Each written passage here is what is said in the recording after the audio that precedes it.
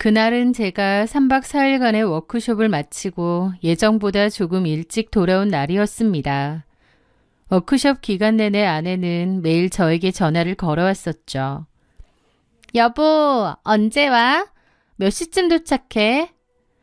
아내는 제가 보고 싶다며 언제 오느냐고 몇 번이나 확인하더군요. 저희는 한창 깨볶는 신혼이었기에 그저 아내가 저를 너무 기다린다고만 생각했습니다. 그런 아내가 너무 사랑스럽기도 했죠. 밤 9시는 되어야 집에 도착한다고 말해뒀지만 생각보다 워크숍 일정이 빨리 끝났습니다.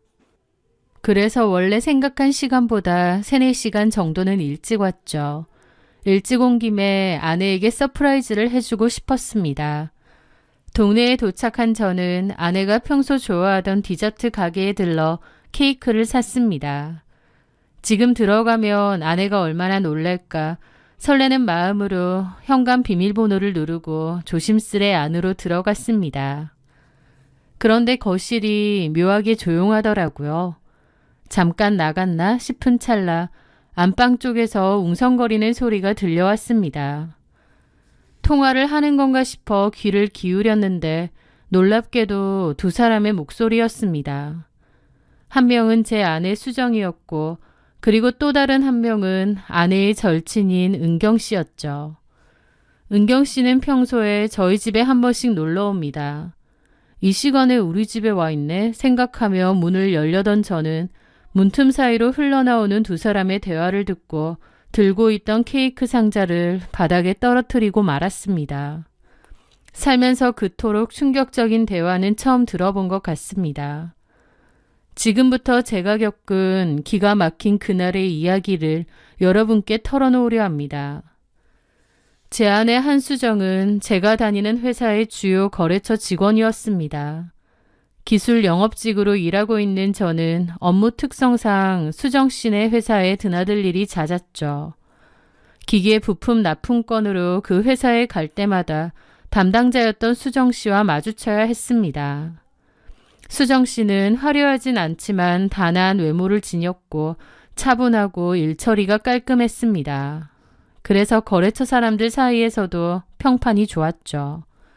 서글서글 싹싹한 것 같으면서도 한켠으론 묘하게 사람에게 벽을 치는 듯한 차가운 분위기도 있었던 것 같습니다.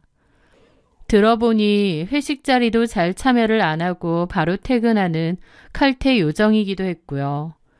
그런 도도하고 흐트러짐 없는 모습에 저는 오히려 더 끌렸던 것 같고 호감도 느낀 것 같습니다.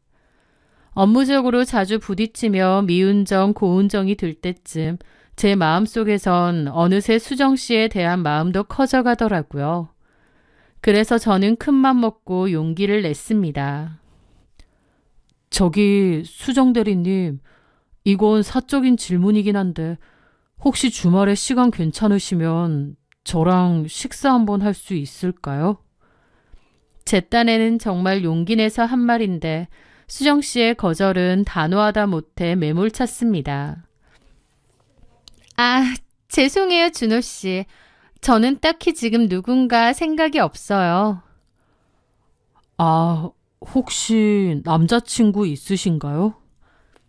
그런 건 아니지만 연애하고 결혼하고 그런 마음의 준비가 전혀 안 되어 있어서요. 앞으로도 아마 그럴 것 같아요. 죄송해요. 수정 씨에게 거절당했지만 수정 씨에 대한 제 마음은 조금도 줄어들지 않았습니다. 오히려 워낙 조심성 많은 성격 탓일 거다, 신중해서 그런 거다 생각했습니다.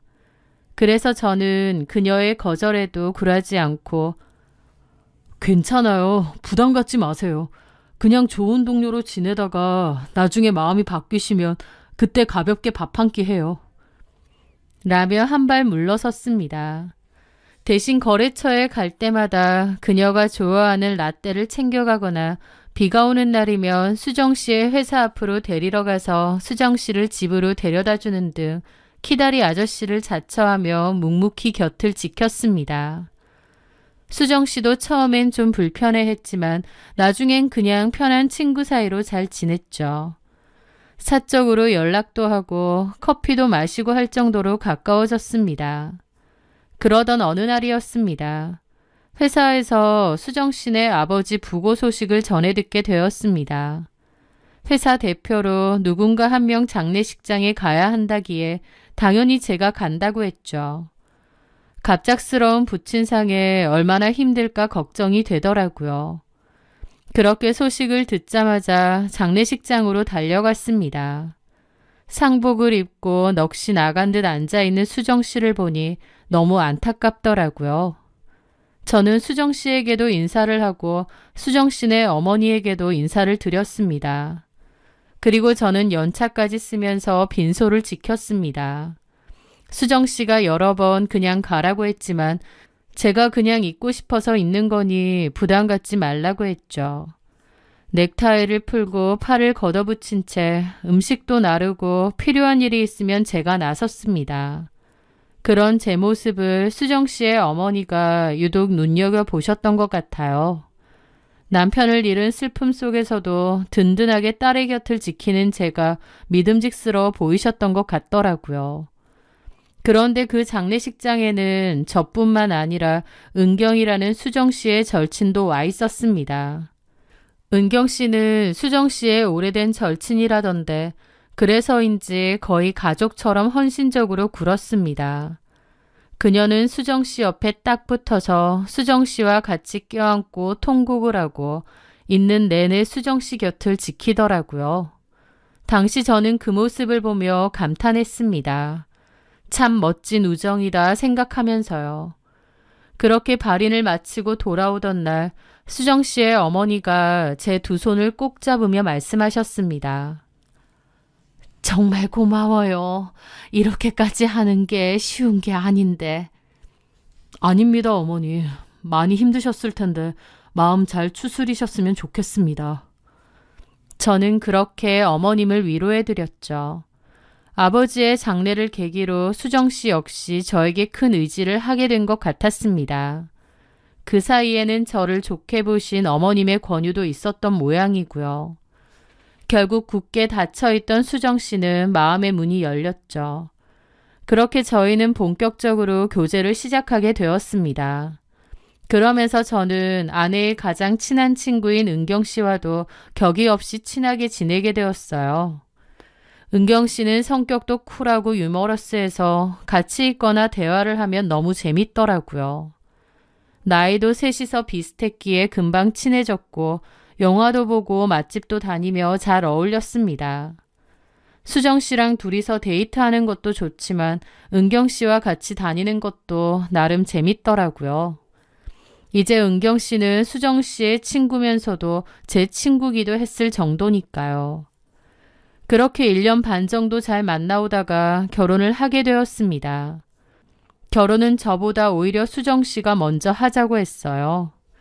아버님이 돌아가시고 어머님은 수정 씨가 빨리 결혼해서 가정을 꾸렸으면 하신 모양이더라고요. 저도 수정 씨와 결혼할 마음이 당연히 있었기에 어머님이 원하시는 대로 서둘러 결혼을 준비했습니다. 그리고 저희가 결혼식 할 때 은경 씨는 꽃시장에 가서 사온 꽃으로 부케를 만들어 선물해 줄 정도로 저희의 결혼을 진심으로 축하해 주더라고요. 그렇게 결혼을 한 후에도 우리 세 사람은 자주 어울렸습니다. 그런데 사건의 조짐이 보인 건 어느 비 오는 날 밤이었습니다. 그날은 은경 씨가 집에 놀러 오기로 한 날이었죠. 보통은 만나도 밖에서 만나고 헤어지는데 그날은 제가 집으로 초대를 했고 음식과 함께 술을 좀 많이 마셨습니다. 은경 씨는 택시를 타고 집에 돌아가면 된다고 했는데 분위기가 무르익어가면서 시간 가는 줄 모르고 떠들다 보니 어느새 자정이 훌쩍 넘었더군요. 은경 씨가 이제 그만 가보겠다며 일어섰는데 창밖 상황이 심상치 않았습니다. 아까까지만 해도 이 정도는 아니었는데 그 사이에 폭우가 쏟아지고 있더라고요. 택시가 잡힐 것 같지도 않고 설령 잡혀도 좀 위험하겠더라고요. 비 오는 것 좀 봐. 택시도 안 잡히겠는데? 그렇다고 저도 술을 마셨는데 운전해서 데려다 줄 수도 없는 상황이었습니다. 은경 씨는 괜찮다고 했지만 걱정이 되더라고요. 은경 씨, 그냥 자고 가요. 에이, 그래도 어떻게 신혼집에서 자요? 민폐죠. 민폐는 무슨, 우리가 남이에요? 수정이랑 둘이서 편하게 안방 침대 쓰세요. 저는 작은 방 가서 자면 됩니다. 아내 역시도 은경 씨를 말렸죠. 그래, 은경아. 오늘 그냥 자고 가. 아휴, 미안하네요, 준호 씨한테. 저는 괜찮다고 하며 이불 베개를 챙겨들고 작은 방으로 건너갔습니다. 그렇게 저는 작은 방 바닥에 요를 깔고 잠을 청했습니다. 빗소리가 워낙 거세게 들려 깊은 잠에 들지는 못하고 선잠을 자고 있었죠. 그런데 새벽 2시쯤 되었을까요?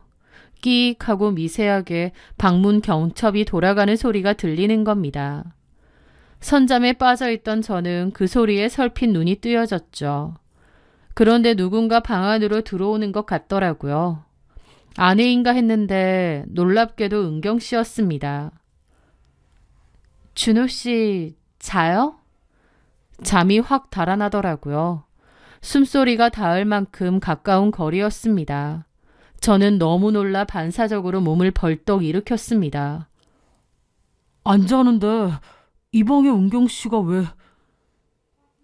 엄청 당혹스럽더라고요. 제가 몸을 확 일으키자 어둠 속에서 은경 씨 역시 소스라치게 놀라는 겁니다. 그리고는 뒷걸음질을 치며 당황한 기색으로 말하더라고요. 어머 미안해요. 수정이랑 저랑 술 한 잔 더 할까 했는데 혹시 준호 씨도 생각 있나 해서 죄송해요. 계속 자세요. 은경 씨는 횡설수설하더니 도망치듯 방을 빠져나가는 겁니다. 저는 너무 황당하더라고요. 잠은 당연히 달아났고요. 뭐지? 방금 그 상황은? 그 생각밖에 나지 않았죠. 은경 씨는 제 아내랑 한 잔 더 하려고 저를 부르려고 들어왔다는데 거실 문을 살짝 열어보니 조용했습니다. 안방도 조용하고요. 다시 방으로 돌아왔는데 찜찜하더라고요. 그리고 술 마시려고 부르는 거면 제 아내가 와도 되잖아요. 왜 은경 씨가 굳이 제 방에 들어온 건지 이해가 안 되더라고요. 친구의 남편이 자는 방에 그것도 새벽에 몰래 들어온다? 상식적으로 이해가 되지 않았습니다. 그리고 다음날 아침 식사 자리의 공기는 묘하게 어색했습니다. 제 아내는 아무것도 모르는 눈치고요. 저도 짐짓 아무렇지 않은 척했지만 어젯밤 일이 생각나 은경 씨를 똑바로 쳐다보기 힘들더군요. 그런데 은경 씨는 간밤의 일이 기억나지 않는다는 듯 평소처럼 멀끔한 얼굴로 웃으며 아내와 수다를 떨었습니다. 너네 집 너무 편하다. 간밤에 푹 잤어. 한 번씩 자고 가도 되나? 준호 씨가 너무 싫어하려나? 신혼생활 방해한다고. 그 뻔뻔함 혹은 태연함에 저는 더 혼란스러웠습니다. 그날 일이 드문드문 생각났지만 그냥 실수였겠거니 했습니다.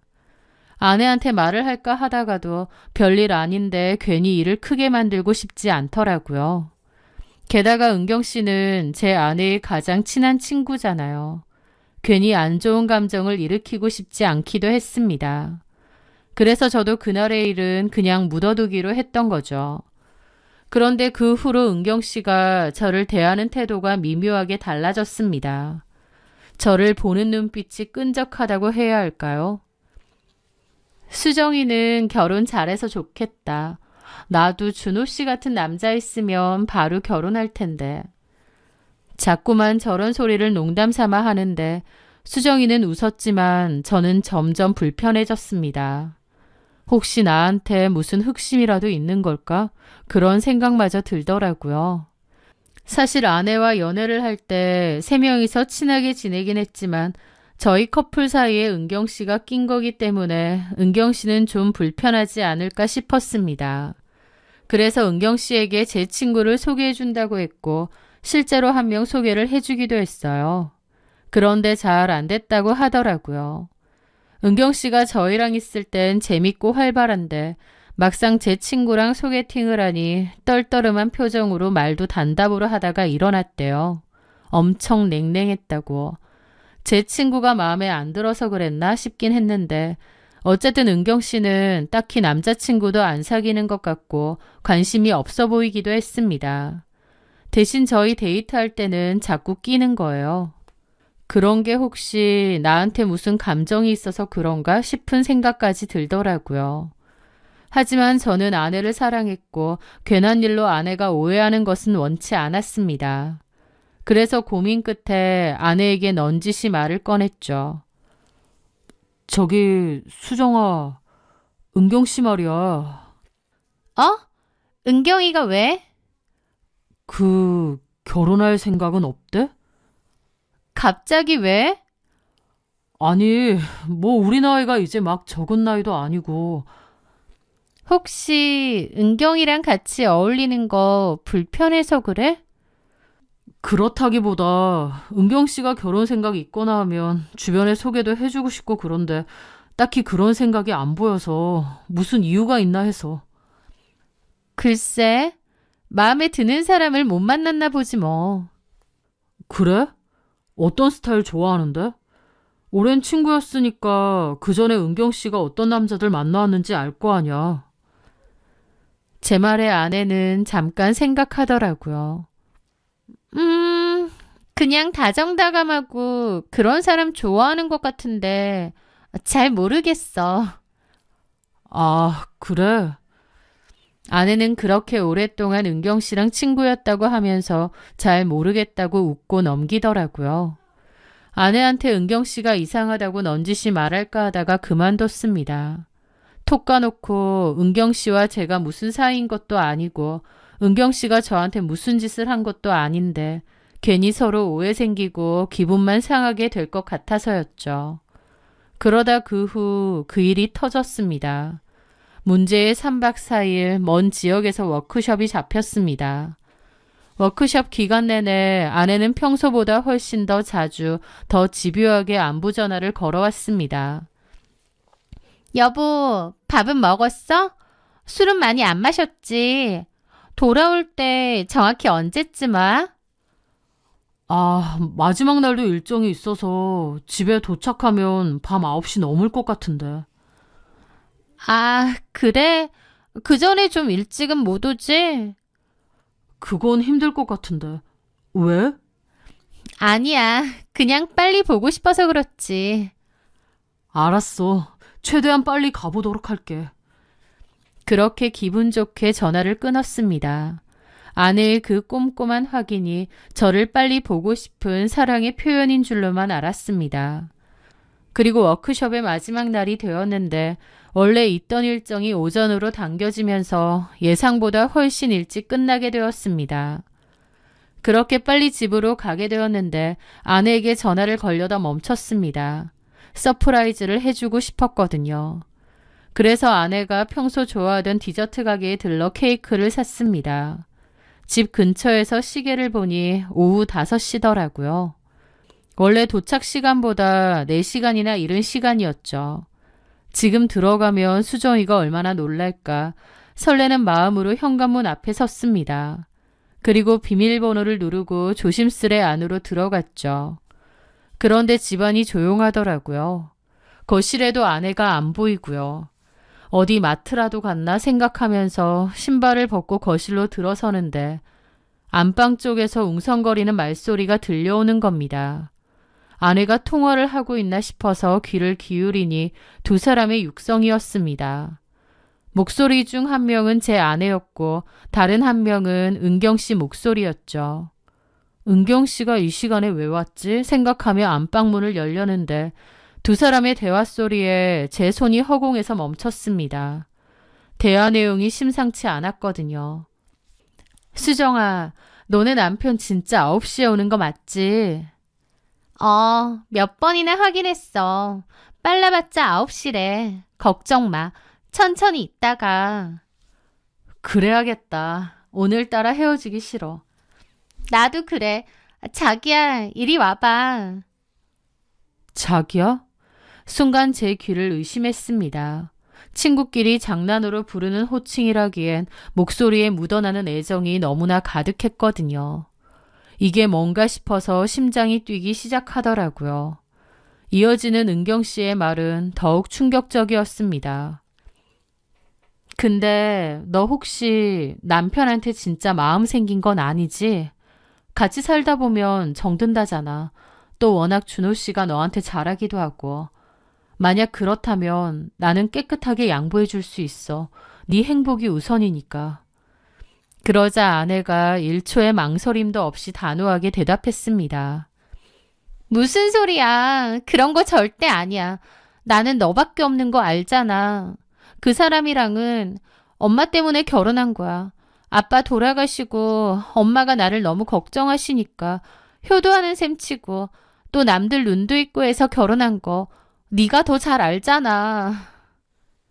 그래, 어머님 마음도 이해는 가. 내 몸이 그 사람 옆에 있어도 내 마음은 너뿐이야, 은경아. 저는 경악을 금치 못했습니다. 그 두 사람은 친구가 아니었습니다. 바로 연인 사이였던 겁니다. 너무나도 큰 충격에 들고 있던 케이크 상자를 떨어뜨렸습니다. 머릿속이 하얗게 변했죠.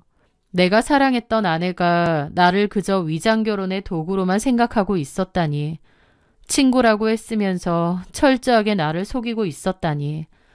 안방 안에서는 제 존재를 눈치채지 못한 채 대화가 이어졌습니다.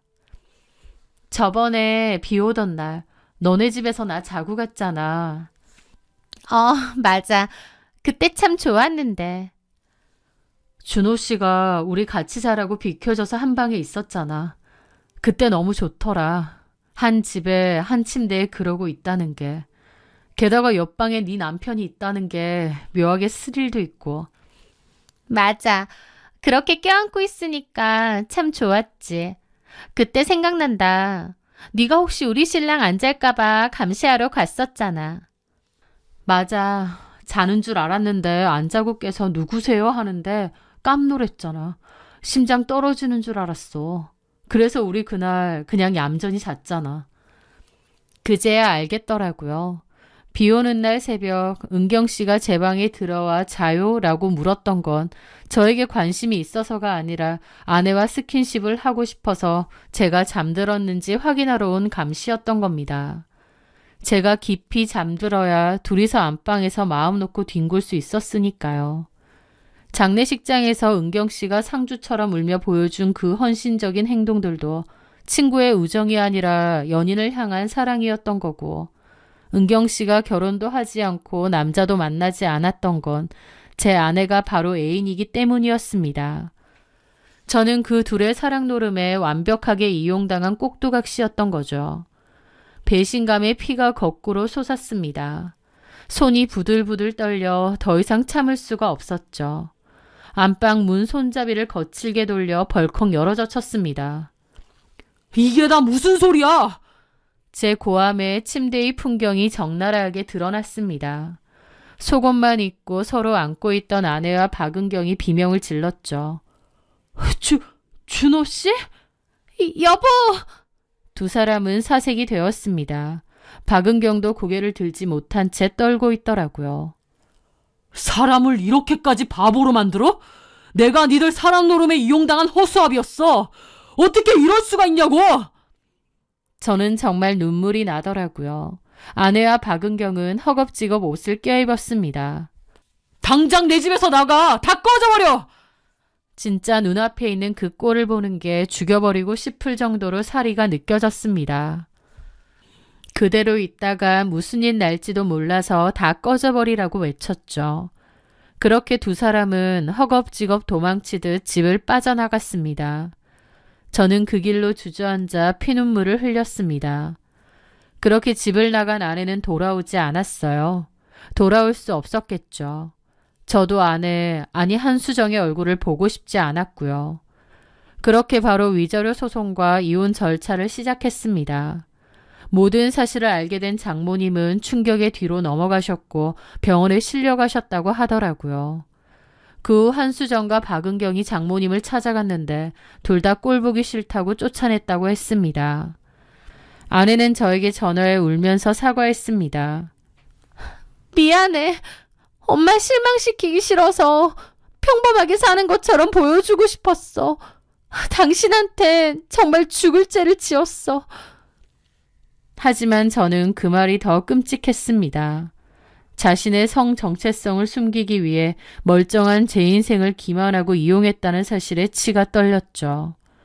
저는 아내와 상간녀인 은경 씨 모두에게 위자료를 청구해 받아냈습니다. 지들이 잘못한 건 아는지 순순히 위자료를 토해내더라고요. 그리고 그 소문이 다 퍼져 아내는 그 회사도 거의 잘리다시피 그만두게 되었습니다. 저는 아내에게 이혼 서류를 보냈고 아내도 군말 없이 바로 이혼에 동의를 했습니다. 그토록 사랑스러웠던 아내지만 이제는 꼴도 보기 싫더군요. 그렇게 법적으로는 정리가 되었지만 사람에 대한 배신감과 트라우마는 쉽게 지워지지 않는 것 같습니다. 이제 누군가를 다시 사랑하기 힘들 것 같다는 생각이 들 정도로 상처가 크고요. 너무 기막힌 일이라 어디 가서 하소연하기도 쉽지 않더라고요. 그런데 이렇게 힘든 일일수록 오히려 털어내고 또 털어내야 그 상처가 조금씩 낫는다고 하는 거예요. 그래서 이렇게 용기 내어 사연을 써보게 되었네요. 아직은 너무 힘들고 배신감에 사무치지만 언젠간 이 아픔도 무뎌지는 날이 올 거라 생각합니다. 그렇게 믿으며 하루하루 버티고 있고요. 자신의 비밀을 숨기기 위한 거짓된 마음이 아니라 진심으로 저를 사랑하고 보듬어 줄 수 있는 그런 사람이 제 인생에 또 나타날까라는 생각도 해봅니다. 언젠가 제 마음속 상처도 희미해지길 바라고요. 저의 기막히고도 기구한 사연 들어주셔서 감사합니다.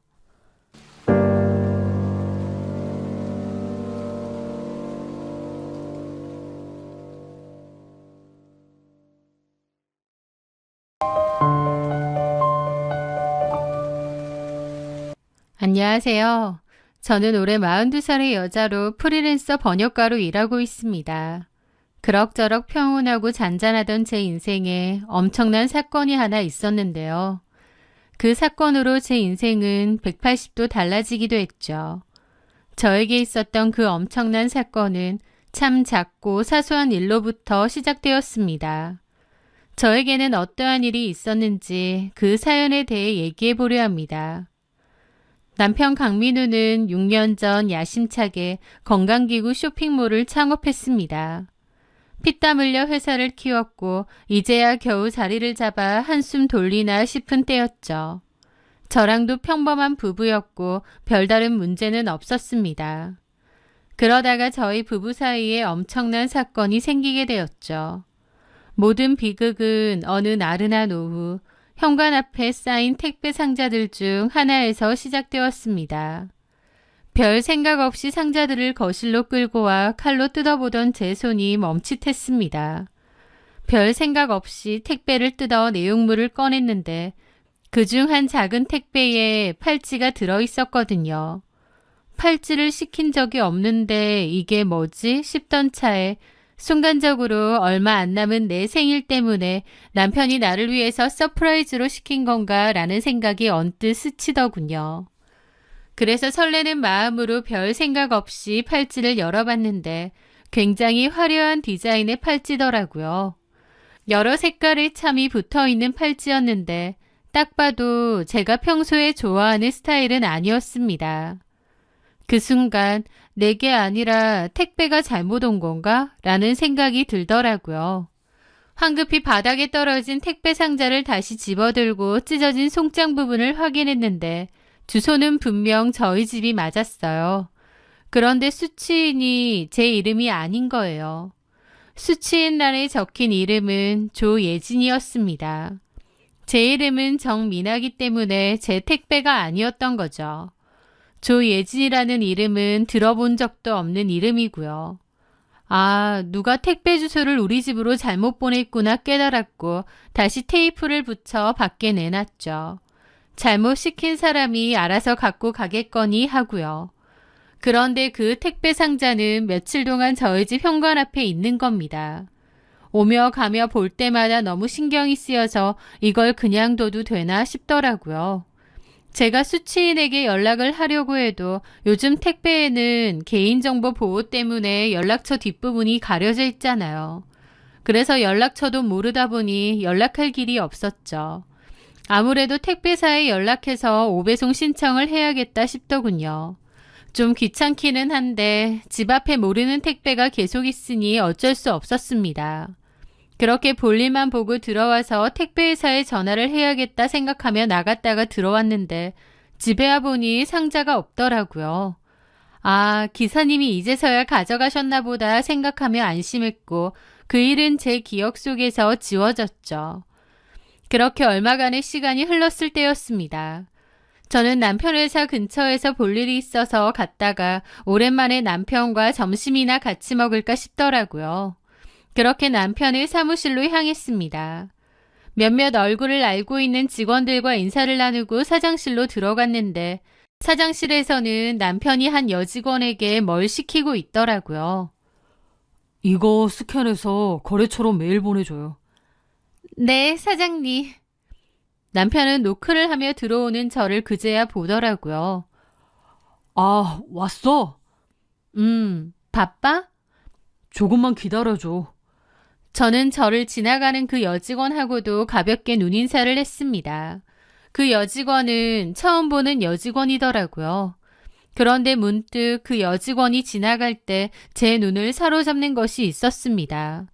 바로 그 여직원 손목에 있던 팔찌였죠. 여러 가지 참이 붙어있는 그 팔찌. 그 팔찌는 분명 얼마 전 저희 집으로 잘못 배송이 되어 온 그 팔찌랑 똑같은 디자인이었습니다. 저는 속으로 저거 그때 그 팔찌인데? 라는 생각이 들더라고요. 하지만 그때만 해도 요즘 저런 디자인이 유행인가 보다 생각하고 말았죠.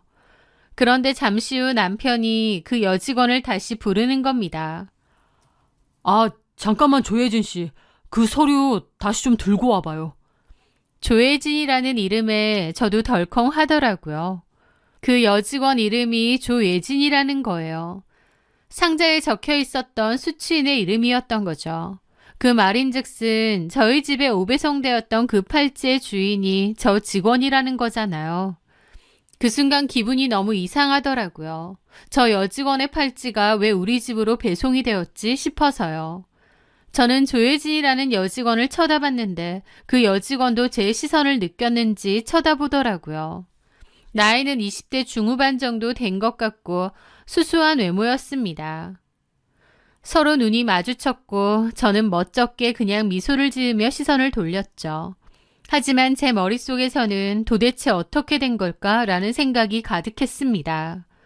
남편과 점심을 먹는 내내 그 생각에 빠져 있었어요. 왜 그래? 아니야. 아까 근데 그 여직원 누구? 조혜진 씨라고 했나? 왜? 새로운 직원이야? 처음 보는데. 3개월 정도 됐어. 단순 격리하는 직원이야. 아, 그렇구나. 근데 왜? 저는 그 팔찌에 대해서 말하려다가 일단 입을 닫았습니다. 아니야. 어리고 예쁘게 생겨서 그냥 궁금해서. 저는 애써 태연한 척하고 일단 밥을 먹었습니다. 그리고 나중에 잠깐 남편 사무실에 들렀을 때 남편 회사의 초창기 멤버이기도 한 박 실장님에게 슬쩍 말을 걸었습니다. 실장님, 저기 나 궁금한 게 좀 있는데. 뭔데요, 사모님? 오해는 하지 말고 혹시 새로 왔다는 조혜진 씨 말이에요. 네. 사장님이랑 특별히 좀 친하거나 그런 건 아니죠? 그런데 제 말에 박 실장이 좀 황당한 표정과 함께 웃더라고요. 갑자기 그런 걸 왜 물으세요, 사모님? 아니, 별다른 건 아니고. 왜요? 조혜진 씨랑 사장님이랑 무슨 문제가 있나요? 아니, 그게 아니라 저는 고민하다가 그 팔찌에 대해서 얘기했습니다. 절대 사장님이나 조혜진 씨한테는 말하지 말라고 당부하고요. 그런데 실장님이 제 말을 듣고 막 웃으며 그러더라고요. 아, 그게 그거네요. 뭐가요? 조혜진 씨 결혼한다고 해서 사장님이 선물 하나 해준다고 했대요. 사장님이 평소에도 직원들한테 선물 잘 주시잖아요. 그래서 뭐 갖고 싶냐니까 조혜진 씨가 그 팔찌 얘기를 했나 봐요. 그래서 사장님이 주문해줬다고 하던데요. 그 말에 저는 머리가 확 맑아지더라고요. 저의 완벽한 오해였던 거죠. 어머, 그래요? 네, 조혜진 씨 곧 결혼하거든요. 남자친구도 한 번씩 퇴근한 예진 씨 데리러 사무실 와서 얼굴도 자주 보고. 아, 그랬구나. 이 근처에 고깃집 아시죠? 사거리 쪽에 큰 고깃집. 그 집 아들이래요. 한 3달 뒤에 예식장 잡아놨다던데. 그 얘기 듣고 사장님이 선물 하나 해주고 싶으셨나 봐요. 아, 그렇구나. 아, 민망해라. 내가 괜한 오해를. 아우, 사모님. 아직 너무 신혼이셔. 저는 실장님의 장난 섞인 반응이 좀 민망하더라고요. 아니, 그런 건 아니고. 저는 좀 민망한 마음을 가지면서도 일단 알겠다고 했습니다. 그 말을 듣고 나서 괜히 혼자 꿍해 있던 오해가 풀린 거죠. 남편 딴에는 직원이 결혼한다고 하니 선물 하나 사준 건데 나 혼자 북치고 장구치고 했구나 싶은 겁니다. 그래서 그 뒤론 모든 오해가 풀리고 기분이 산뜻해졌죠. 그런데 그날 이후 어느 날이었습니다. 바쁜 남편을 대신해서 남편 차의 자동차 검사를 제가 해주기로 했어요. 그래서 남편 차를 끌고 자동차 검사소를 갔다가 돌아왔고 잠깐 카페에 들러서 커피를 사서 나왔습니다. 그런데 나중에 나와서 보니 차 문 쪽에 꽤나 큰 흠집이 있는 거예요. 이렇게 큰 흠집이 있었는데 이걸 왜 못 봤지 싶더라고요. 남편이 평소에 타다가 생긴 건지 아니면 제가 카페 가서 잠깐 주차를 했을 때 생긴 건지 모르겠더라고요. 그래서 블랙박스를 확인하기 위해 메모리를 꺼내서 집으로 갔습니다. 그렇게 확인을 하는데 거기서 생각지도 못한 것을 발견했어요. 저는 전혀 몰랐는데 알고 보니 남편이 아침마다 조혜진 씨를 데리고 카풀을 했더라고요. 저는 그때까지 남편이 카풀을 한다는 걸 전혀 몰랐기에 좀 황당하기도 했습니다. 그러면서 그 둘의 대화를 들어봤는데 처음에는 회사 사장과 직원의 지루하고 사무적인 대화였어요. 그런데 어느 순간 갑자기 두 사람의 목소리 톤이 바뀌더라고요. 오빠, 며칠 전에 오빠 마누라 회사에 왔잖아. 그 말에 저는 심장이 덜컹했습니다. 저희 남편더러 오빠라고 부르면서 제 얘기를 했으니까요. 나를 빤히 보더라? 혹시 뭐 눈치챘나?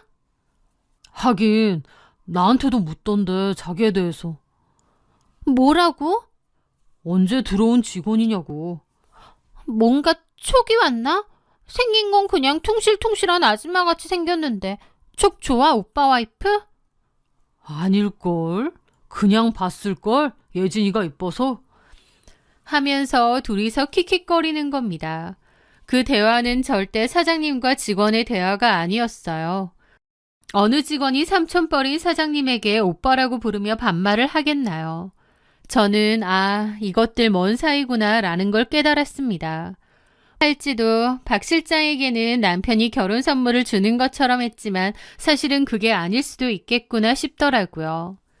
그날 저는 블랙박스의 모든 녹음을 다 뒤져들었고 그 두 사람이 확실한 내용관계라는 것도 알게 되었어요. 너무 충격이 컸고 배신감이 엄청났습니다.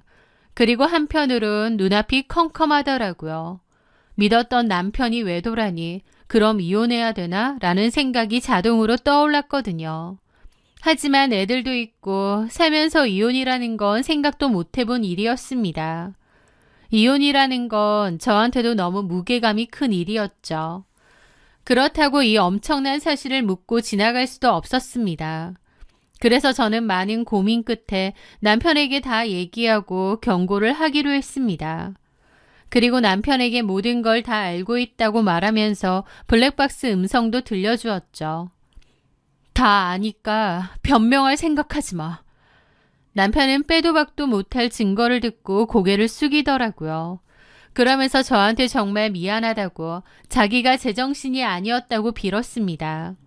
행여나 남편이 옳다구나 싶어서 저랑 이혼한다고 하고 조혜진이랑 살겠다 어쩐다 하면 어떻게 해야 하나 싶기도 했는데 남편은 바로 납작 기어서 잘못했다고 빌더라고요. 저는 착잡하면서도 복잡한 심정으로 말했습니다. 조혜진, 내일 당장 잘라. 알겠어, 여보. 당장 자를게. 그리고 지금 조혜진한테 전화 걸어. 지금 당장? 알겠어. 그렇게 남편은 제 눈치를 보며 조혜진에게 전화를 걸었습니다. 저도 심장이 튀어나올 듯 벌컥거리더라고요. 여보세요? 조혜진은 제 남편이 전화 건 줄 알고 낭낭하게 전화를 받더라고요. 그 목소리를 듣는 저는 속이 뒤집혔죠. 조혜진 씨? 나 강민우 와이프인데. 제 말에 조혜진은 당황했는지 아무 대답이 없더라고요. 여보세요? 안녕하세요, 사모님. 사모님 같은 소리 하네. 내 남편한테 오빠 하면서 왜 나한테 사모님 소리가 나와? 네? 어디 할 짓이 없어서 큰 삼촌뻘 되는 남자랑 붙어먹어. 너 얘기 들어보니까 그 사거리 고깃집 아들이랑 결혼한다며. 삼촌뻘 남자랑 놀아난 주제에 다 속이고 순진한 척 시집갈 생각을 했어? 어디 내가 그 집에 다 얘기해줄까? 네 약혼남은 이런 거 아예 모르지? 죄송합니다, 사모님. 한 번만 봐주세요. 어디서 나이도 어린 게 이따위 더러운 짓이나 하고 다녀. 소문 다 내고 생매장 시켜줄까? 죄송합니다. 제가 잘못했습니다. 그러면서 조혜진은 죄송합니다 소리만 하면서 울고불고 매달렸습니다. 생각 같아서는 다 까발리고 싶은데 한 번은 참는다. 내일부터 회사 나오지 마. 뭐 개인 물건 들고 가니 어쩌니 개소리도 하지 말고. 다시는 회사에도 아니 그 동네 근처에도 오지 말고 내 눈에는 더더욱 띄지 마. 알았니? 네, 그러겠습니다. 죄송합니다. 상간소송 할까 하다가 딱 한 번만 봐주는 거니까 처신 똑바로 해. 저는 조혜진에게 그렇게 말했고 전화를 끊었습니다. 그리고 남편에게도 처신 똑바로 하라고 딱 한 번은 봐주지만 두 번은 절대 안 봐준다고 말했습니다. 사실 남편이 한 짓은 너무 괘씸하지만 그렇다고 가정을 깨고 싶진 않았어요. 그래서 내린 결정이었죠. 제 속이 썩어 문드러질지언정 한 번은 덮고 넘어가기로 한 겁니다. 하지만 그 후에 가장 힘든 건 바로 저였습니다. 배신감과 분노로 불면증에 시달리고 소가리를 해야 했죠. 마음고생이 너무 심해 살이 쭉쭉 빠지더라고요. 그렇게 몇 달간의 시간은 흘렀고 남편은 제 앞에서 반성하는 척 가정적인 남편인 척을 했습니다. 하지만 이미 남편에게 신뢰를 잃은 저는 그런 남편의 행동이 더 괘씸하게 느껴지고 화가 났죠. 저 인간이 앞에선 저러고 뒤에선 나를 속이는 게 아닌가 끊임없이 그런 생각이 들었으니까요. 한번 넘어가 주기로 했지만 쉽지 않았고 제 마음속에는 혹시라는 생각이 자꾸만 들어서 괴로웠습니다. 덮겠다고 진짜 덮어질 문제가 아니었던 거죠. 그리고 제 마음 한구석엔 남편이 여전히 조혜진을 만날 것 같은 거예요. 그런 촉이 강렬하게 오더라고요. 그래서 저는 하루는 날을 잡고 남편이 샤워할 때 몰래 남편의 외투 주머니에서 휴대폰을 꺼냈습니다. 계속 의심스러운 마음이 있었기에 제 눈으로 확인을 해봐야겠더라고요. 카톡 목록에 조혜진은 없었습니다.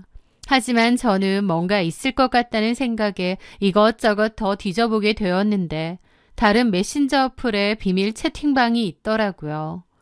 이게 뭘까 싶어서 들어가려는데 남편이 마침 샤워가 끝난 것 같아서 그냥 다시 제자리에 놔뒀습니다.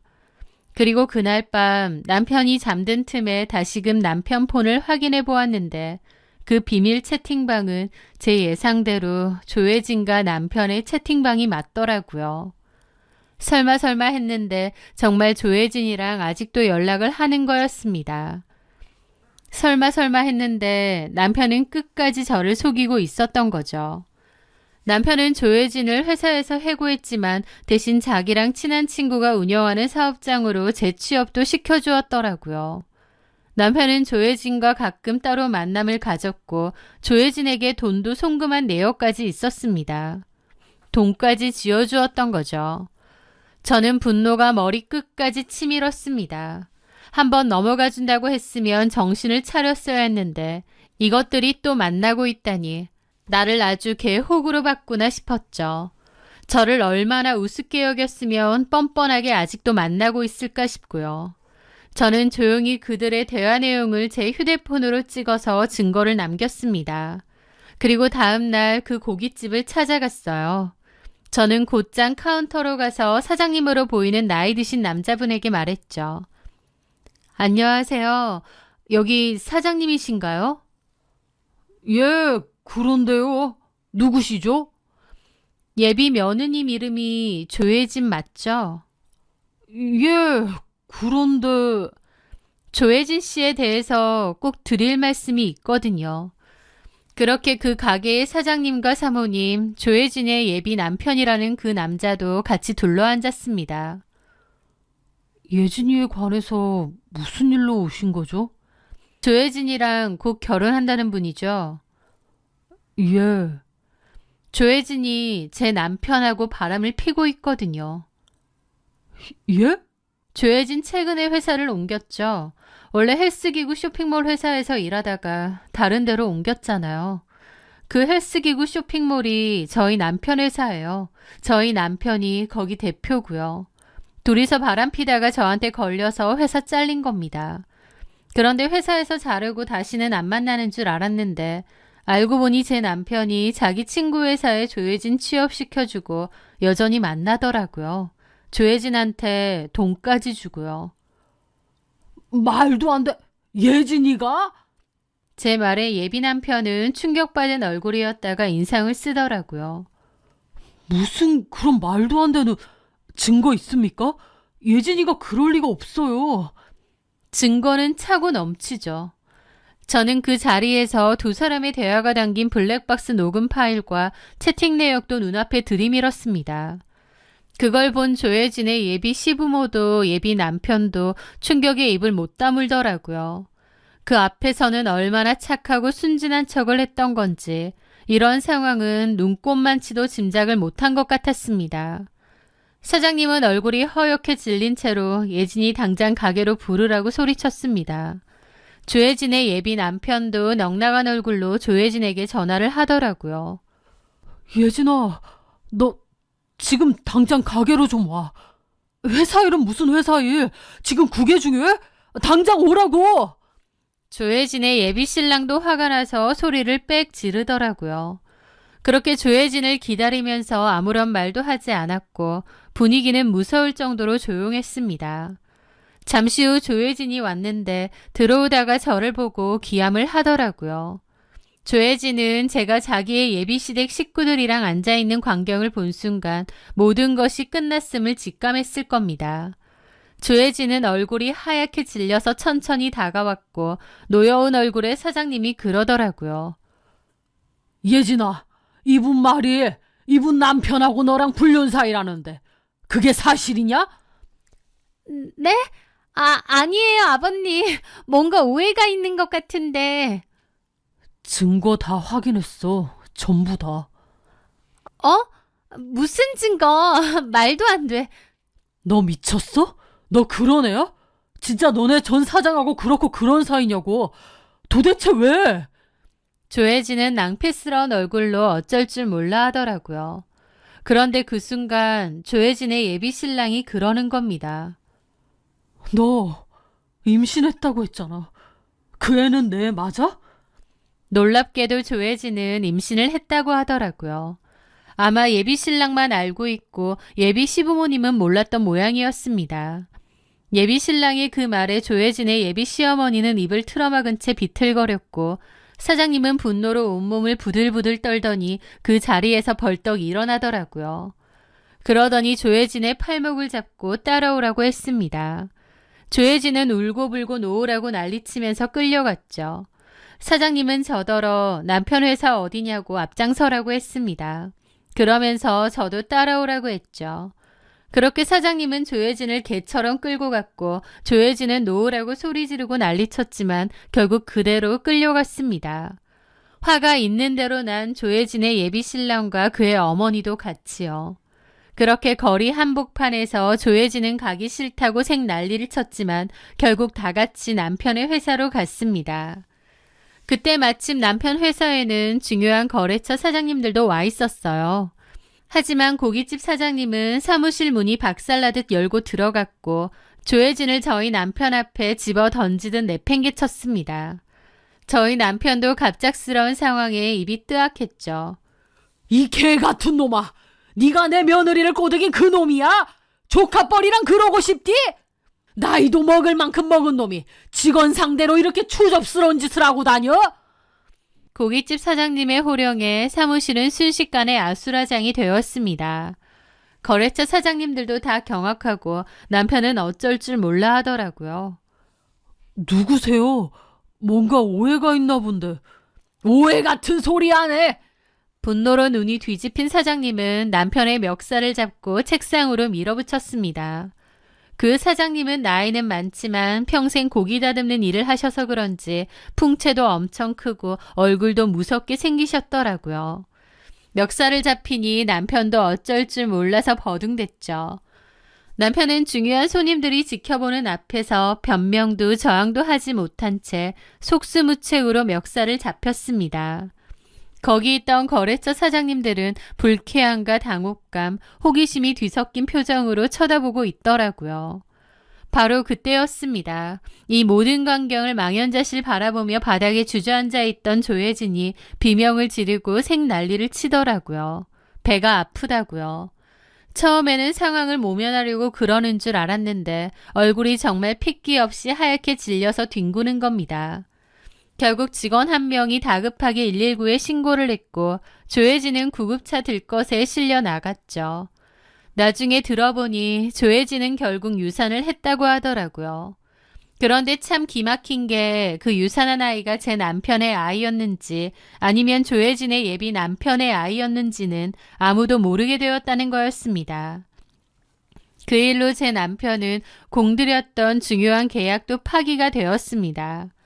게다가 대표이사가 거래처 사장님들 앞에서 멱살을 잡히고 상간녀가 유산을 하는 그 끔찍한 막장 드라마의 주인공이 되었다는 소문이 그 좁은 업계에 쫙 퍼졌습니다. 어느 누가 남편 회사를 믿고 거래를 하겠어요. 그 사건은 일파만파 소문이 다 퍼져서 남편의 신용은 바닥으로 추락하게 되었죠. 조혜진도 당연히 파혼을 당했고 온 동네의 소문도 다 퍼졌습니다. 저는 남편에게 이혼 서류를 던졌고 조혜진에게는 위자료 소송 소장도 보냈어요. 남편은 잘못했다고 빌었지만 한 번 봐줬으면 됐지 두 번의 기회는 없었죠. 저에게 잘못 배송되었던 그 팔찌, 어쩌면 제가 모르고 있던 남편의 실체에 대한 경고가 아니었나 싶기도 합니다. 그 팔찌가 아니었다면 저는 어쩌면 그것들의 추악한 연극에 속아 바보 같은 아내로 남아있었을지도 모르니까요.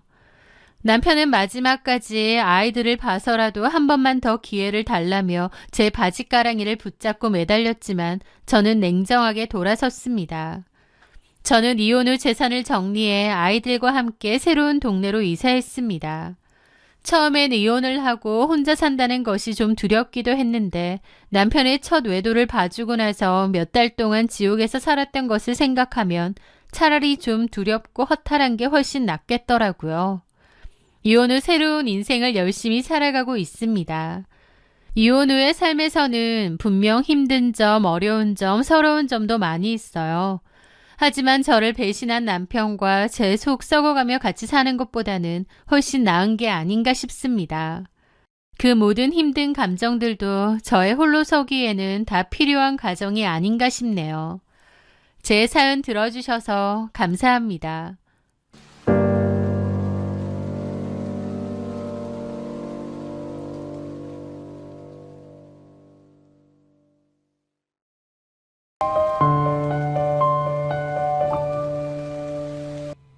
안녕하세요. 저는 34살, 이혼 6개월 차가 된 여자입니다. 결혼 생활이 길진 않았지만 그 시간을 거의 간병과 헌신으로 다 흘려 보냈는데요. 주변 사람들은 제가 너무 불쌍하고 어리석었다고 하더군요. 그럴지도 모르죠. 왜냐면 저는 결혼 생활의 3분의 1을 거의 시어머니 간병으로 보냈거든요. 중풍으로 쓰러지신 어머님은 몸의 반쪽이 움직이지 않았기에 거동이 굉장히 불편하셨어요. 손수 밥 차려 먹는 것도 안 되고 씻는 것도 어려울 지경이었죠.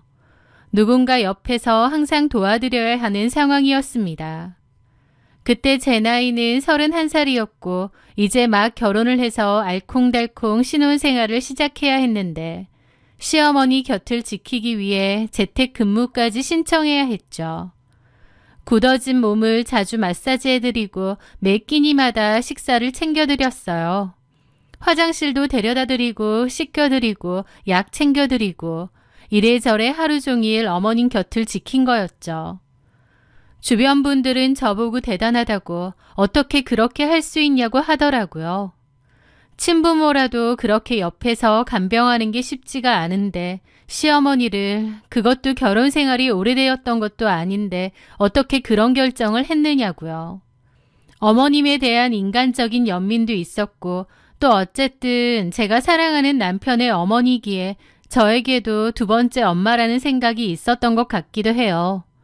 무엇보다 과거에 저희 엄마도 저희 친할머니 간병을 오래 하셨거든요. 그걸 보며 자라서인지 그런 게 익숙했던 것 같기도 하고 하여튼 여러 가지 복잡한 이유로 어머님의 간병을 도맡아서 했던 것 같습니다.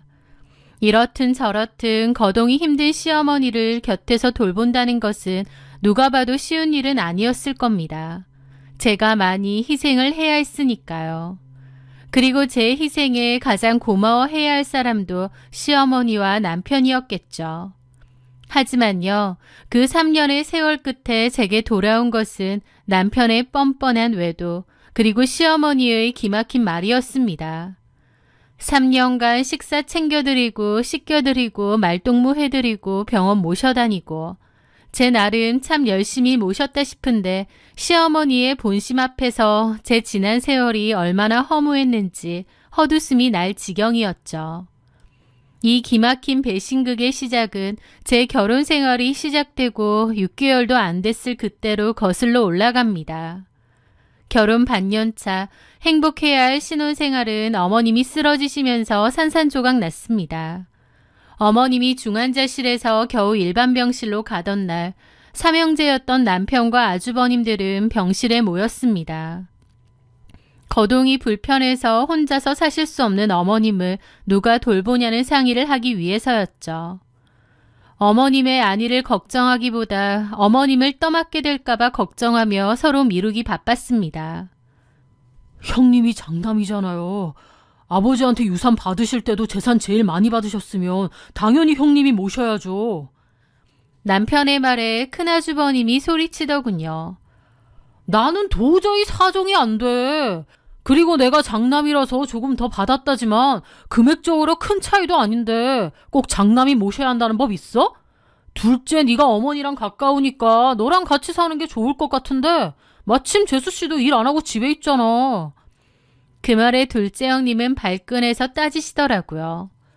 아주버니, 저희 집 애만 셋이에요.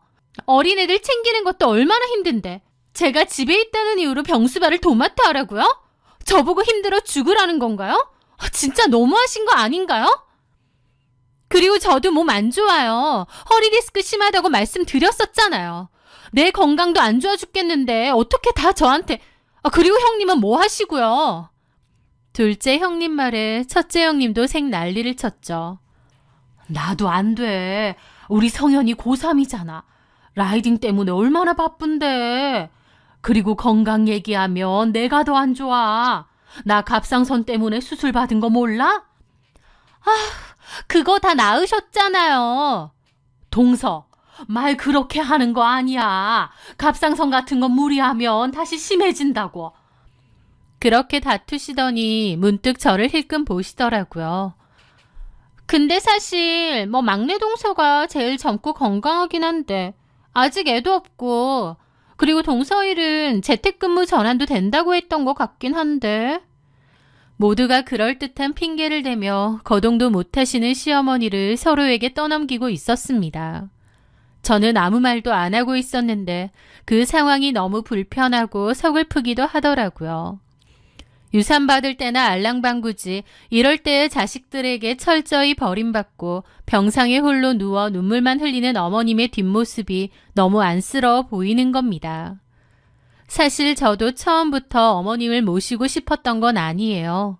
일단 결혼한 지 그때가 6개월 정도밖에 안 됐을 때고요.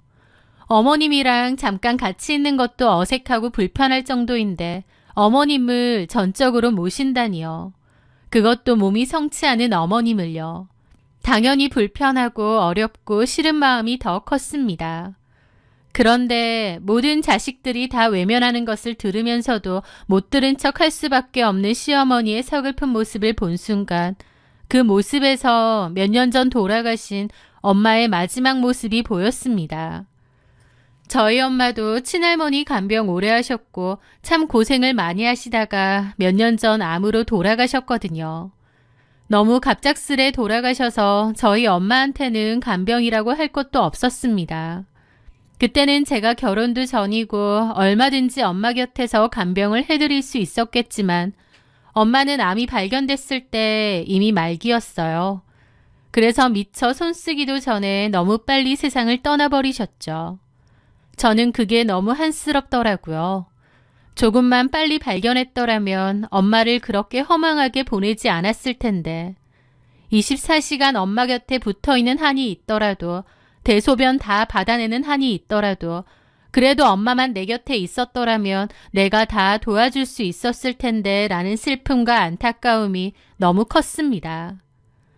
그런데 그때 어머님에게서 저희 엄마의 마지막 모습을 봤던 것 같아요. 비록 결혼한 지 얼마 안 됐고 어머님과 제 사이에는 별다른 대화도 없고 교류도 없었습니다. 그럼에도 단지 돌아가신 저희 엄마가 떠올랐고 그때의 그 후회스러운 기억 때문에 그냥 제가 자처해서 어머님을 모시겠다고 했어요. 그땐 다른 형제들의 이기심도 남편의 비겁함도 보이지 않았고 그저 저기 누워있는 어머님이 불쌍해 보였을 뿐이었던 거죠. 제가 자진해서 하겠다고 하니 다른 아주버님들과 형님들은 입이 귀에 걸려서는 역시 막내 동서 너무 착하다, 마음씨가 곱다, 우리도 많이 도와주겠다 등등 야단법석을 떨더라고요. 남편은 처음엔 제 말에 좀 당황했고 저보고 할 수 있겠냐고 하더라고요. 저는 그럼 어떡하냐고 어머님을 누군가 모시긴 해야 되지 않냐고 했죠. 남편도 처음엔 걱정했지만 본인이 아니라 제가 모신다고 했기 때문에 그냥 받아들이기로 했던 것 같아요. 그렇게 제가 어머님을 모시기로 했고 그 길로 회사에 재택근무를 신청했습니다. 좀 충동적으로 제가 간병을 하겠다고 하긴 했는데 그 후로 무려 3년 가까운 시간이 흘렀습니다. 간병이라는 게 옆에 있는 사람도 정말 희생을 많이 해야 되는 거더라고요. 굳은 몸을 마사지해드리고 재활치료도 모시고 다니고 소화가 잘 안 되시니 매 끼니 부드러운 음식을 만들어드렸어요. 거기다 씻겨드리고 시중 들어드리고 제 시간은 당연히 없었죠. 친구들이나 동료들은 회사에서 승진을 하고 여행을 가고 즐거운 시간을 보낼 때 저는 재택근무로 일을 하면서 동시에 시어머니를 보살피고 있었기에 아주 바빴습니다. 하루하루가요. 아주버님과 형님도 처음엔 미안하다며 자기들이 자주 와서 도와준다 어쩐다 동서도 좀 쉬게 해주겠다고 했지만 그것도 1년 정도 지나니 찾아오지도 않더라고요. 제가 모시는 게 당연한 일처럼 되어버렸고요. 형식상이라도 찾아오는 일도 거의 없고 남의 일인 양 생각했던 거죠. 어머님은 그 기간 동안 기적처럼 차도를 보이셨습니다. 회복되지 않을 것 같았는데 병원도 열심히 다니고 재활도 하면서 몸을 많이 회복시키셨거든요.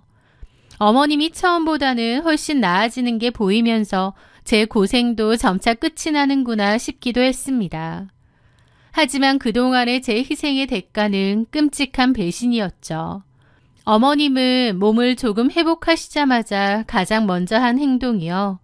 본인 명의로 남아있던 작은 아파트를 팔았던 거였습니다. 그동안 고생한 우리 부부, 특히 저에게 조금이라도 주시려나 기대했어요. 그런데 남편이 둘째 아주버님과 통화하는 것을 우연히 들었습니다. 뭐? 첫째 형한테 엄마가 돈을 다 줬다고? 어떻게 그럴 수 있어? 모시고 사는 건 우린데 진짜 너무하신 거 아니야?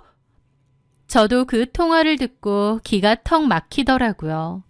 첫째 형님과 아주버님은 둘째 형님이나 아주버님보다 더 찾아온 적이 없습니다.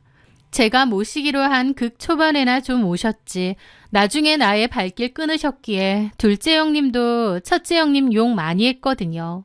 유산만 받을 줄만 알고 못됐다고요.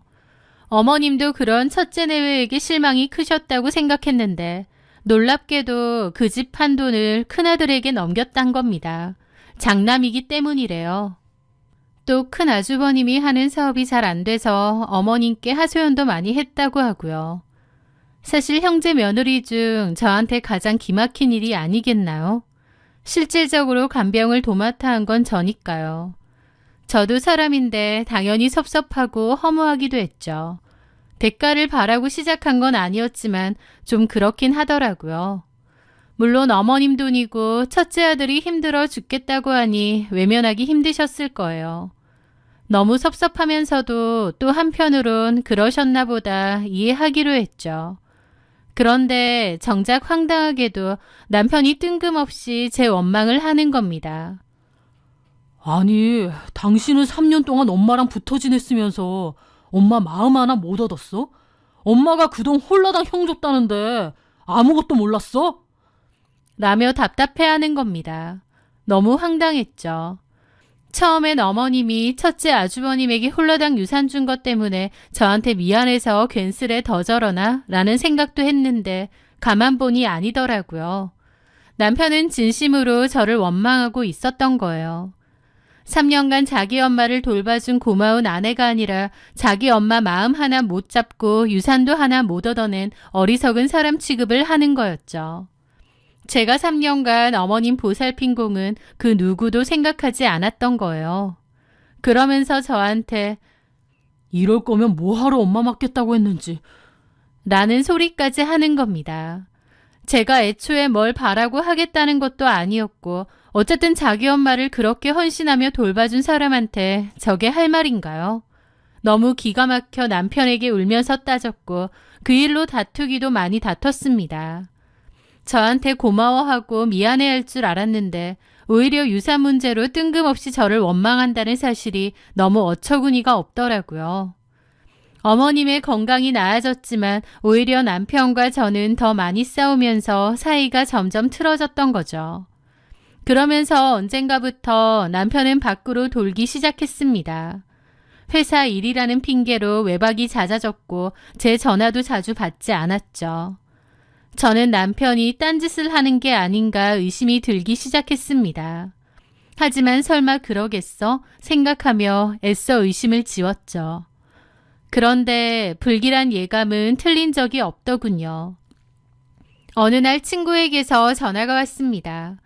그 친구는 남편의 회사가 위치한 동네에서 일하는 친구인데 공교롭게 친구 회사와 남편 회사가 거의 붙어 있다시피 했어요. 그런데 친구 하는 말이 제 남편을 자주 봤는데 어떤 여자랑 붙어 다니는 걸 많이 목격했다는 겁니다. 처음엔 친구 얘기를 들었어도 그냥 직장 동료가 아닐까 생각했습니다. 친구가 오해하는 거라고 생각했죠. 하지만 제가 보는 남편의 행동도 뭔가 의심스럽더라고요. 저에게 뭔가 속이는 것 같았거든요. 남편을 의심하니 가장 힘든 건 저더라고요. 남편이 진짜 바람을 피는 건지 뭔지 제 눈으로 확인을 해야 이렇게 힘들지 않을 것 같은데 남편은 폰도 너무 철저하게 들고 다니는 사람이고 블랙박스도 잘 끄고 다니는지 뭐가 안 나오더라고요. 그래서 오랜 고민 끝에 심부름센터를 찾아갔습니다. 그때까지만 해도 남편을 정말 의심한다기보다 내가 틀렸겠지, 내가 오해한 거겠지라는 확인을 받고 싶었던 것 같아요. 하지만 제 바람과 달리 남편은 딴짓을 한 게 맞더군요. 남편의 외도 증거를 받기까지 오랜 시간이 걸리지도 않았습니다. 바로 일주일 뒤 심부름센터로부터 받은 봉투 안에는 제 남편이 낯선 여자와 다정하게 팔짱을 끼고 모텔로 들어가는 사진이 여러 장 들어 있었거든요. 저는 그 사진을 보자마자 오열을 했습니다. 설마 했는데 사실이라는 걸 알게 되자 걷잡을 수 없이 눈물이 터지더라고요. 어떻게 나한테 이럴 수 있나. 지네 엄마 간병 맡기고 지는 바람을 핀다고? 배신감에 치가 떨렸죠. 심부름 센터에서는 그 여자가 어떤 여자인지 알아봐 줄까요? 라고 했는데 추가금이 너무 비싸서 됐다고 했습니다. 증거는 이미 얻었으니까요. 그렇게 집에 와서 제가 눈물을 터뜨리자 어머님은 방에서 무슨 일이냐고 하셨고 저는 눈물을 뚝뚝 흘리며 어머님의 방으로 뛰쳐 들어갔습니다. 저는 그때까지도 3년간 간병했던 시어머니였기에 제 편이 되어줄 거라고 믿었던 것 같아요. 비록 유산은 장남에게 줄지언정 어머님도 저에게 큰 고마움과 미안함이 있을 거라고, 어머님과 내 사이도 끈끈한 관계가 되어 있을 거라고 바보같이 저 혼자 착각하고 있었던 거죠. 그리고 또 한켠으론 어머님의 간병을 하겠다고 자처했을 때 저희 엄마가 스쳤다고 했잖아요. 그래서 저는 어쩌면 저희 친정엄마한테 하소연하는 것 같은 마음으로 그 사진들을 들고 시어머니 방으로 들어갔던 것 같기도 합니다. 어머니, 이거 보세요. 저는 울음을 터뜨리며 그 사진들을 어머님의 이불 위에 펼쳐 보였습니다. 이게 다 뭐냐? 이 사람 바람났어요. 어떻게 저한테 이럴 수가 있어요? 라며 오열을 했죠. 어머님도 그 사진들을 가만히 보더라고요. 저는 어머님이 이거 완전 미친놈 아니냐고 당장 아들에게 전화해 쌍욕이라도 퍼부어 주실 줄 알았습니다. 그래도 간병하는 기간 동안 나름 잘 지냈기에 당연히 제 편을 들으며 길길이 날뛰어 주실 줄 알았어요. 그런데 어머님의 반응은 제 예상과는 전혀 달랐습니다. 어머님은 놀라지도 않고 그 사진들을 물끄러미 내려다보고 있는 거예요. 그 모습에 저도 당황을 했죠. 왜 어머님이 안 놀라시지 싶기도 하고요. 그래서 울음을 멈추고 얼떨떨하게 어머님을 보는데 어머님이 대뜸 한숨을 푹 내쉬는 거예요. 아휴, 너도 다 알았구나. 네? 그 순간 눈물이 뚝 멈추더라고요. 그럼 어머님은 다 알고 계셨어요? 나도 뭐 안지 오래된 건 아니고. 와, 그때의 배신감이란 정말 말도 못합니다. 남편이 바람을 피운 데에 대한 배신감보다 어머님이 알면서 모른 척했다는 그 배신감이 더 크게 오더라고요. 어머니, 다 아시면서 모른 척 하셨다고요? 모른 척 했다는 게 아니라 관여하지 않았던 거지. 그게 그거잖아요. 그럼 형석 씨한테 뭐라고 하셨어요? 그만 만나라고 하셨어요? 그런데 어머님은 아무 말도 하지 않는 겁니다. 어머니! 그 여자한테 푹 빠졌는데 내가 만나지 말란다고 안 만나겠니? 그럼 아무 말도 안 하셨다는 거예요? 아들이 며느리 두고 바람 피는데 아무 말도 안 하셨다고요? 그냥 내버려 두신 거예요? 저는 너무 기가 막혀 따졌습니다. 아니, 왜 나한테 그러니? 네? 어머님 아들이니까요. 아휴, 형석이 걔가 내 얘기 듣는 애니? 내가 헤어지란다고 얘 헤어질게요 하겠냐고. 어머니, 이건 아니죠. 그래도 엄마로서 뭐라고 하셨어야 맞는 거 아닌가요? 아휴, 난 모르겠다. 왜 나한테 그래? 형석이랑 둘이 얘기해라. 아이고, 갑자기 또 몸이 안 좋네. 그러면서 회피를 하시는 겁니다. 너무 섭섭하더라고요. 어쩌면 이러실 수 있나 싶었습니다. 자기 아들이 바람을 피웠다는데 심지어 그걸 알고 있었으면서 묵인하시고 너네 알아서 하라고 하시고, 생색을 바라고 한 건 아니었지만 막상 어머님이 이렇게 나오시니 제 지난 희생이 너무 허무해지고 말로 표현할 수 없게 섭섭했습니다. 그런데 나중에 알게 되었어요. 어머님은 그저 너네가 알아서 하라고 묵인하신 정도가 아니라 아예 남편의 불륜에 가담하시고 적극적으로 돕기까지 하신 거였다는 걸요. 제가 마트 장 본다고 나갔다가 장바구니를 안 들고 와서 다시 들어왔는데 어머님이 우연히 친구분과 통화하시는 걸 들었습니다. 그런데 그 여자가 아주 돈이 많대. 그 여자 아버지가 기업 회장이라고 하고 어머니가 무슨 교수라나? 우리 형석이 하는 말 들어보니 차도 외제차에 들고 다니는 것도 다 명품이라는 거야. 아, 세상에 우리 형석이가 완전 행제한 거지. 근데 우리 며느리가 뒷조사까지 해서 둘이 만난 걸 캐낸 거야. 아휴, 걔도 참 무서운 애지. 사람 시켜서 뒷조사를 할 줄 누가 알았겠니? 내가 형석이한테 말했더니 형석이도 미행하는 줄 전혀 몰랐대. 아이고, 순에 빠진 줄 알았더니. 그래서 내가 형석이더러 걔가 뒤에서 미행하고 그런 거 불법 아니냐고. 그런 거 나중에 이혼 소송하고 하면 너도 물고 늘어지라 그랬잖아. 라는데 저는 너무 기가 막혀 그 자리에서 주저앉을 뻔했습니다. 어머님은 단순히 회피하고 나몰라라 하신 게 아니었어요. 그 여자가 돈이 많다는 걸 알게 되고 오히려 아주 적극적으로 그 여자랑 잘 되길 바라고 있었어요. 그리고 저랑은 이혼하길 바라시고 있더군요. 본인도 몸이 많이 괜찮아졌으니 이제 제가 필요 없어진 거겠죠. 어머니! 제 외침에 어머님은 놀라서 저를 보고는 전화를 끊었습니다. 어머니, 어떻게 그러실 수 있으세요? 너 나간다더니 내 통화 엿들었니? 아, 사람 써서 남편 뒤를 캐질 않나? 시어머니 통화하는 걸 엿들질 않나? 어머니, 지금 형석 씨랑 이혼하길 바라시죠? 방금 들어보니 그 바람낸 여자가 부잣집 여자라던데. 3년간 헌신한 며느리 내팽개칠 만큼 그 부자 여자가 탐나세요? 너, 나 간병 좀 했다고 생색낼 생각하지 말어. 네가 하면 뭘 얼마나 했는데. 뭐라고요? 이렇게 생색낼 거면 나 이 집 안 왔다. 간병 그거 조금 했다고 생색은. 안 오시면요. 큰 아주버님도 작은 아주버님도 아무도 어머님 안 맡겠다고 했어요. 다 외면했다고요. 그래서 어쩌라고. 너한테 고맙다고 절이라도 할까? 아이고 오냐, 내가 하마 절 받아라. 반신불구됐다가 겨우 회복돼서 조금 움직이는 시어머니 절 받으면 되겠냐고. 아, 그럼 내가 절하마. 어머님 진짜 왜 이러세요?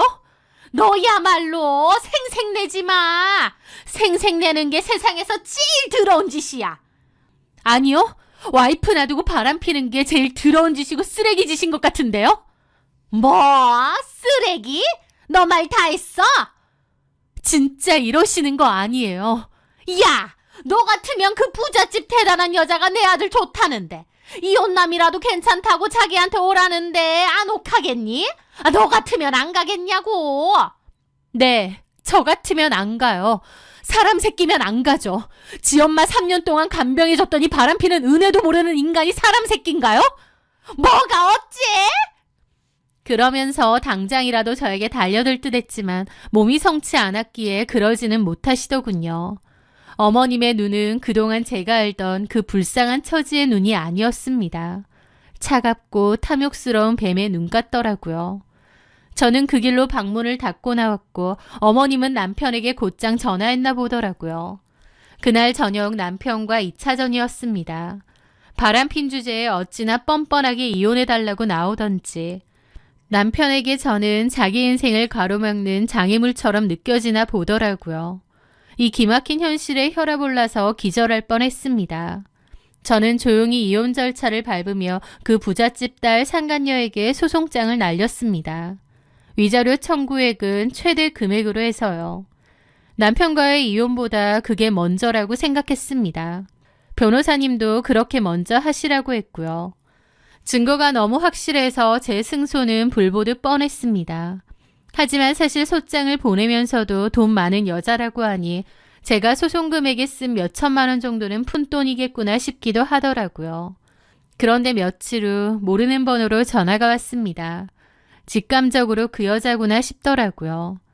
저는 숨을 한번 깊게 들이마시고 통화 버튼을 눌렀죠. 네. 저기 혹시 이영석 아내분 되세요? 네, 그런데요. 목소리가 울먹이고 있었습니다. 저기 정말 죄송합니다. 뭔가 오해가 크게 있나 본데 제발 취하 좀 해주시면 안 될까요? 그러는 겁니다. 황당하더라고요. 돈이 그렇게나 많은 여자라고 하니 오히려 뻔뻔하게 나올 줄 알았거든요. 그 돈 줄 테니 제 남편 놔달라고요. 그런데 그 여자는 제발 취하 좀 해주면 안 되냐고 설설 기는 겁니다. 그리고 더 황당한 소리를 하더라고요. 제발 부탁드려요. 저 그렇게 큰 돈 없거든요. 제가 사실 거짓말한 거예요. 제가 정말 잘못했고 다시는 안 만나겠습니다. 저는 순간 제 귀를 의심했습니다. 거짓말? 뭔 소린가 싶더라고요. 뭐라고요? 무슨 거짓말요? 이영석이 저 부잣집 딸인 줄 알고 이혼하겠다고 한 것 같은데 저 사실 부잣집 딸 아니에요. 저 그냥 작은 바에서 일하거든요. 게다가 저 카드값이랑 대출금 때문에 지금 신용불량자 되기 직전이에요. 라는 겁니다. 말도 안 되는 거짓말을 한다고 생각했어요. 왜냐면 어머님 말로는 비싼 오피스텔에 살고 외제차 타고 아버지가 회사 대표고 막 그랬잖아요. 그런데 그 여자 하는 말이 비싼 오피스텔은 친구랑 같이 사는데 거의 얻어 사는 거고 차랑 가방도 다 친구 거랍니다.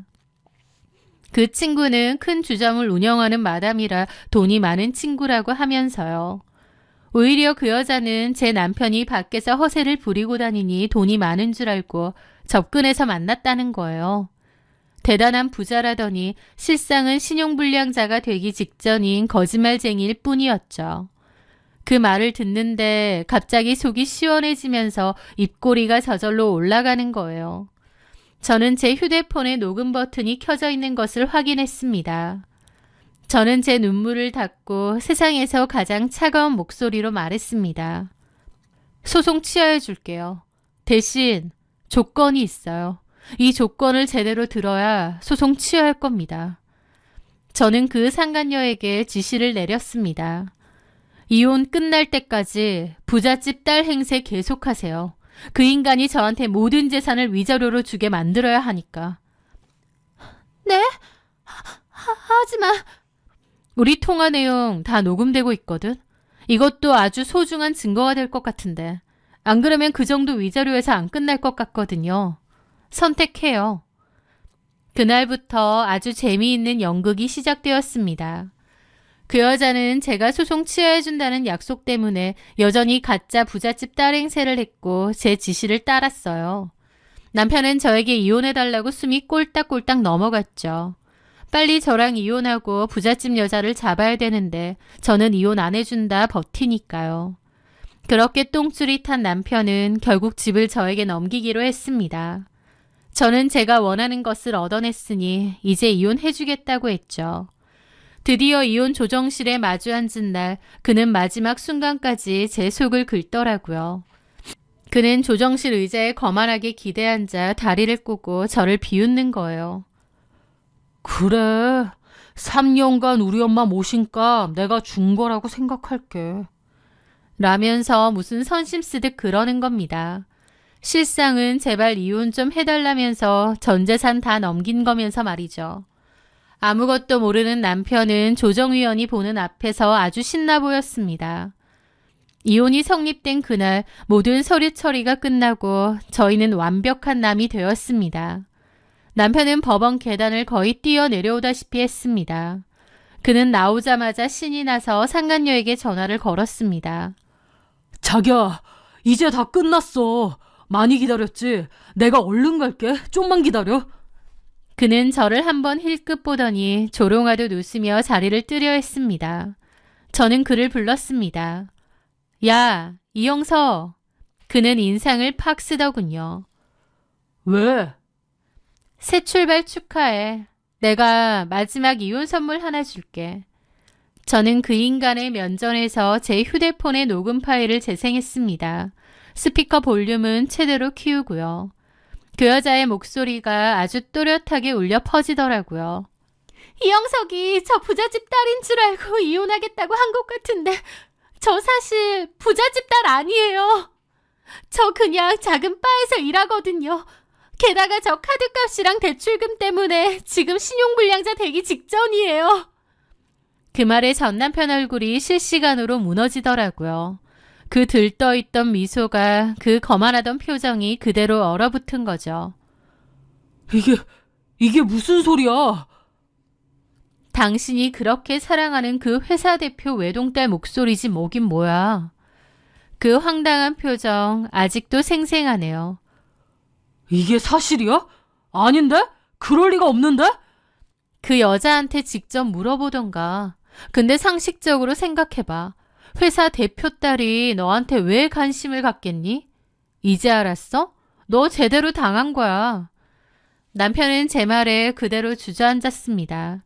그 번쩍이던 비싼 양복이 법원 앞 차가운 시멘트 바닥에 구겨지는 것도 모른 채로요. 그는 넋이 나간 사람처럼 아니야, 거짓말이야 라고 중얼거렸습니다. 저는 코웃음 치며 그곳을 떠났어요.